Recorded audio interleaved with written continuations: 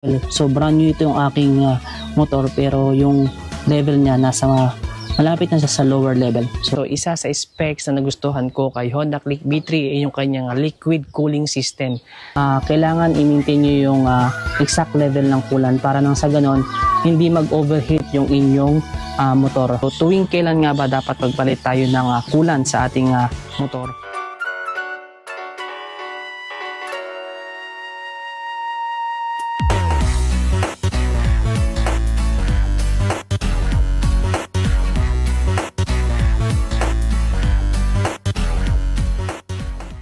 What's up, idol? So for today's video, so ayan, i-share ko naman sa inyo kung paano mag-replace ng coolant dito kay Honda Click B3. Okay, so isa sa specs na nagustuhan ko kay Honda Click B3 ay yung kanyang liquid cooling system. So na-notice ko guys sa kanyang reserve tank na kukonti yung laman or paubos na yung ating coolant sa reserve tank. So yung Honda Click ko guys, ito ay bago, nasa 700 plus pa lang yung odo. So ipapakita ko sa inyo yung reserve tank level. So dito guys sa mismong reserve tank cover, so meron siyang butas dito. So na-notice ko kasi parang medyo malapit na siya doon sa line ng low level. So in this case guys, mas prefer ko na magpalit na lang ako ng panibagong coolant. So dito guys si Honda, based sa manual, nire-required niya yung Honda premix coolant, pero since wala akong mahanapan dito sa amin sa probinsya, so nag-avail na lang ako ng ibang brand ng coolant. Dito pala guys, importante na regularly kine-check din natin yung ating reserve tank kasi baka mamaya drain na pala yung ating coolant. So dito guys, especially kapag mahilig kayo sa long ride, kailangan i-maintain nyo yung exact level ng coolant para nang sa ganon hindi mag-overheat yung inyong motor. Regarding naman sa mga tools na kakailanganin natin para dito sa pag-replace ng coolant ni Honda Click B3, so gagamit tayo ng 10mm na T-wrench, and then itong 8mm na T-wrench din, and then itong flower or torque key na T40 yung size niya. Okay, so set na lang din yung binili ko, and then itong ating Phillips screw na positive, and then gagamit din tayo ng basahan in case na tumilapon yung ating coolant, and then ito na yung gagamitin din natin, itong top 1 na power coolant. So dito naman guys, naka-indicate sa kanya advanced cooling system, ayan, reverse osmosis technology, 100% mineral free, so ethylene glycol exceed the OEM standards, and then a temperature fighting agent, so anti-rust additive and long life formula. And then gagamitin tayo nitong imbudo na papangsali natin doon sa pinakang reserve tank, and then pangsahod na rin. So yun lang yung mga tools na kailangan natin sa pag-replace ng coolant. Regarding naman sa pagpapalit ng coolant, so tuwing kailan nga ba dapat magpalit tayo ng coolant sa ating motor? So based sa manual, naka-indicate sa kanya for every 12,000 kilometers. So doon tayo pwedeng magpalit ng ating coolant. So na-notice ko lang talaga guys na empty na or malapit na sa low level yung coolant ni Honda Click B3. So since bago yung aking motor, so mas pinili ko na lang na mag-replace ako ng coolant. So yung procedure na to guys ay drain process to.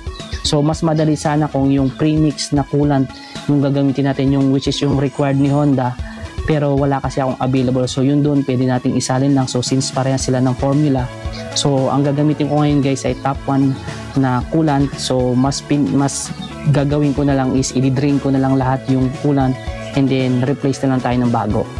Regarding pala sa price nitong top 1 na power coolant na to na 1 liter, nasa 285 pesos ko siya nabili dito sa mga hardware dito sa amin sa Oriental Mindoro. So ayan, at mag-start na tayo sa pag-replace ng ating coolant. So dito guys, kung makikita ninyo, pakita ko sa inyo. Ayan, so ito, kailangan na nating tanggalin to, itong reserve tank cover ng positive screw or Phillips screw. So ayan, ito lang, kakalasin lang natin yan. Okay. And then ito guys, ito yung pinakang reserve tank. Meron yan ditong pinakang lock. Ayan, so kailangan natin siyang tanggalin yung lock. So dahan-dahan lang guys kasi baka maputol yung pinakang lock niya. So ayan.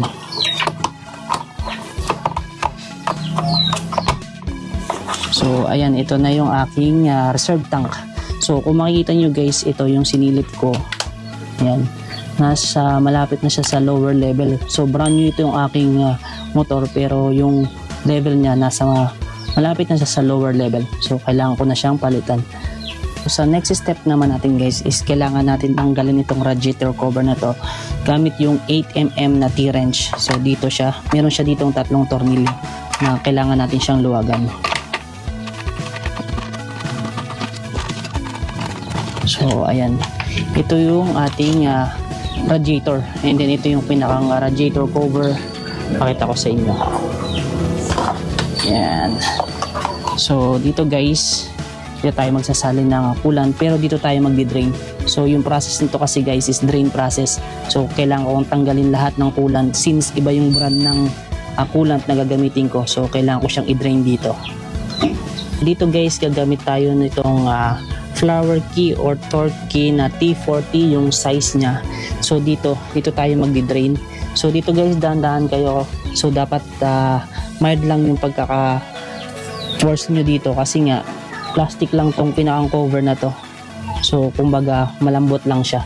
And then gagamit tayo ng pangsahod para i-drain na natin yung ating coolant. Ayan guys, so kung makikita nyo guys, dahan-dahan na siyang tumutulo.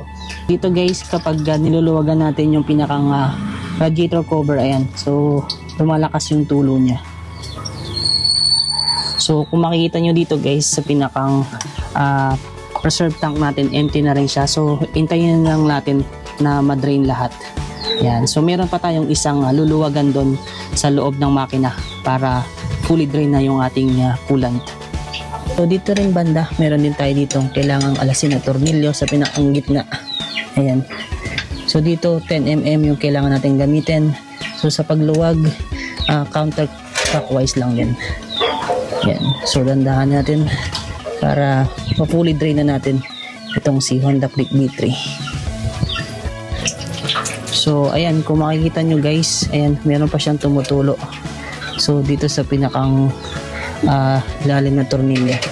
So dito guys, makikita nyo meron siya ditong pinakang washer. So dapat nakakabit yan dyan para hindi tumagas yung ating coolant. So antayin lang natin ma-drain guys. Ayan, at drain na yung ating radiator at saka dun sa ating reserve tank. So ibabalik ko na yung tornilyo na binaklas natin kanina. So dito, ayan.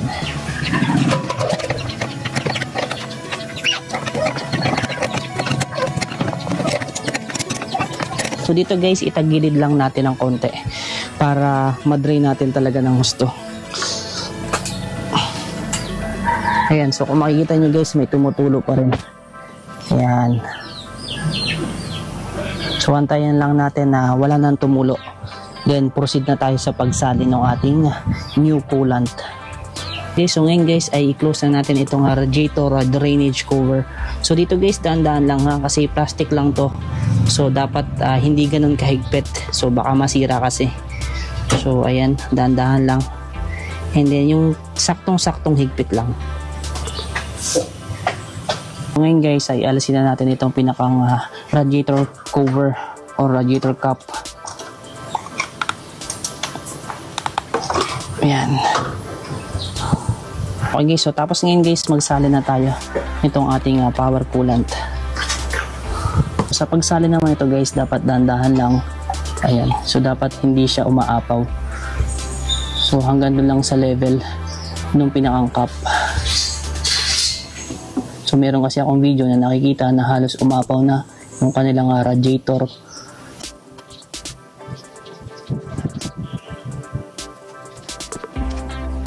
Okay guys, so sa pagsali ng ating coolant, dapat hanggang dyan lang yung level niya. Huwag niyong papakapunuin kasi sayang kapag nilagay niyo yung cover, matatapon lang din.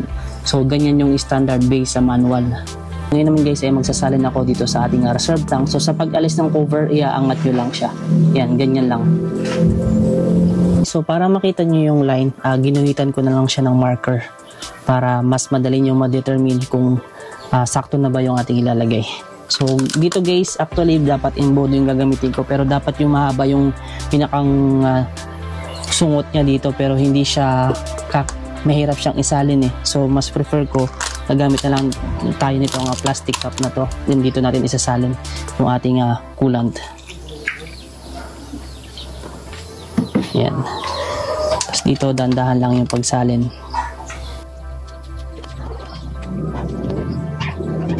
So ayan, saktong-sakto lang yung ating nailagay dito sa ating reserve tank, and then i-cover na natin, pero wag masyadong mahigpit. So mamaya papaandarin muna natin to, i-idle natin bago natin takpan para mag-circulate yung ating coolant sa loob ng makina. Ngayon naman guys, i-start natin itong cyclic para lang mag-circulate. So wag muna natin siyang sasaraduhan parehas.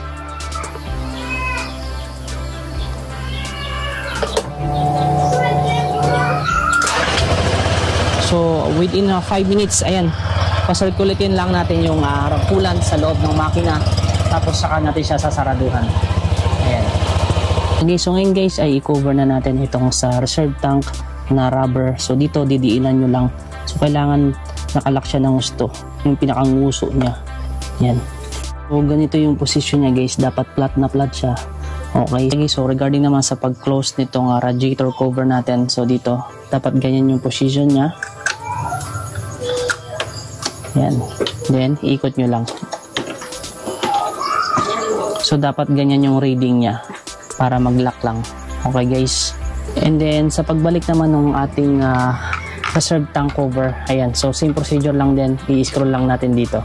Then yung lock, kaya importante nakalock siya ng ayos.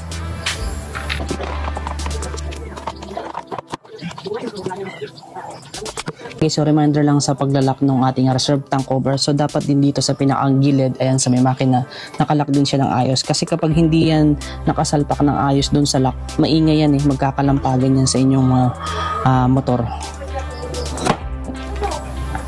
Ayan, so dapat ganyan yung position niya, talagang nakalock siya ng ayos.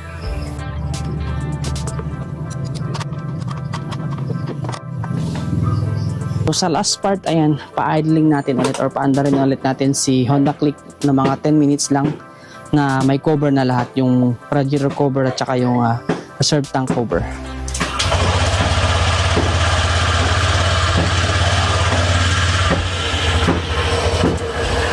So regarding naman dun sa coolant, sa color coolant na inalis natin kay Honda Click V3, so ito yung stock coolant niya, so medyo talagang green na green yung kanyang kulay. And then dito naman sa top 1 coolant na pinalit natin is medyo light green siya or medyo may yellow. So ayan yung pagkakaiba nila. So dito kasi guys sa coolant na to, nakaka-indicate sa kanya wala siyang expiry. So hinanapan ko yung expiry dito sa pinakang box na wala siyang expiry. So ibig sabihin magagamit natin siya pang matagalan. And then dito guys, kung makakita nyo sa 1 liter, halos sa kalahati lang yung nabawas ko dito. So yung sobra, ayun yung gagamitin natin pang refill dun sa ating reserve tank kapag medyo nadidrain na siya.